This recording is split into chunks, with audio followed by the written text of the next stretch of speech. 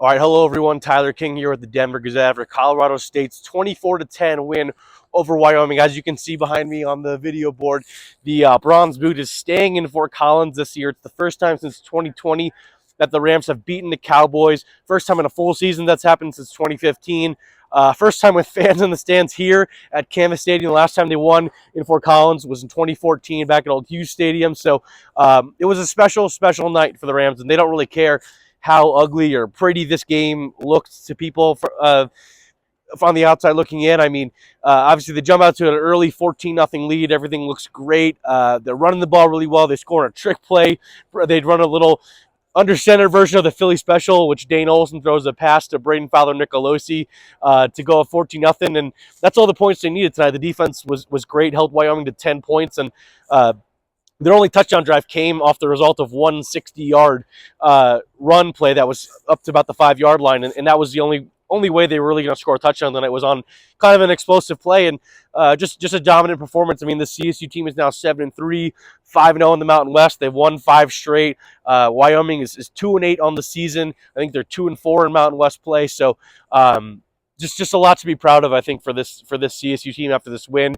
They were winless in rivalry games coming into this season. Jay Norvell's third season in Fort Collins. They hadn't beaten CU. They hadn't beaten Air Force. They hadn't beaten Wyoming. And this year, they lose to CU early in the year, but they beat Air Force. They beat Wyoming, two of their two big Mountain West rivals. They win 2 trophies, and that's all they really care about right now. They'll take some time to celebrate this. I'm pretty sure Jay Norvell is over up at one of his favorite pubs, Lucky Joe's in Fort Collins, as I'm recording this. So it was a special night here in Fort Collins, everyone. You could tell just by the amount of people on the field after this game. It was another sold-out crowd. Over 36,000 people here, many of which made their way onto the field after the game. Friends, family members of players, just plain old fans. I heard one fan begging the players to let him touch the boot. He's been coming to games since the 90s. And Boom Jock, the sophomore linebacker, made sure that happened. So just a lot of cool moments. They took, like I said, they took a while to soak this in on the field, as they should. I mean, I was over there by where the Bronze Boot was on the Wyoming sideline at the end of the game, and you could see the defensive players for CSU after they got in the turnover on downs, waiting on the sideline just to sprint across the field. That's always one of the cool traditions of this rivalry. When the team that didn't win it last year wins it the next year and gets to run across the field to the other team's sideline and grab that trophy. It was a special moment. I think everybody in the stadium, like I said, tried to get their hands on that trophy on the field after the game. It was a pretty special scene, and it's been a long time coming for this program. Obviously, like I said, they haven't beaten Wyoming since 2020. This program really hasn't seen a whole lot of success since 2017. So, Jay Norvell is delivering on that, like he promised when he was hired here back in December of 2021.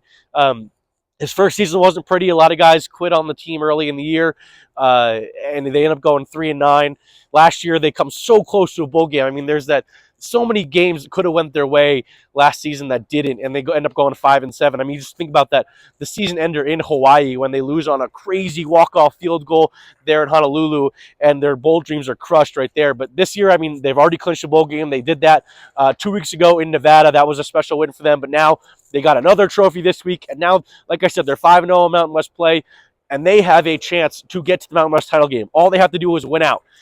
They're tied with Boise State at the top of the conference right now. They're the only 2 unbeaten teams left in the conference, and who cares if it's a bad Mountain West this year? They don't care. If they're able to beat Fresno State next week, which will be a tough game, of course, and beat Utah State on Black Friday in the regular season finale, they'll be likely in Boise for the Mountain West title game, and who knows what will happen. I mean, it would be a crazy, a special accomplishment for this program if they're able to get there. And obviously, like I said, they have to win the 2 games on the remaining in the regular season to get there. But it just feels like this group right now has found ways to win games and has found an identity, leaning on the running game. I haven't really even mentioned any of the stats in this game. I mean, Justin Marshall, the redshirt freshman, has his second 100-yard game of the season, first since the opener at Texas. Braden Fowler-Nicolosi only threw the ball 17 times today, but completed 14 of his passes, I think, to 11 different receivers. I mean, one of which was walk-on true freshman Tommy Maher, who catches a 53-yard bomb on their Rams' first drive of the third quarter. Just shortly after, he has a fumble near the goal line at the end of the first half. I mean, just a lot of different unsung heroes stepped up for this team. That's something, safety, 5th-year senior Henry Blackburn mentioned after the game, just kind of all the guys and men and women behind the scenes that do a lot of work for this program to help them get here.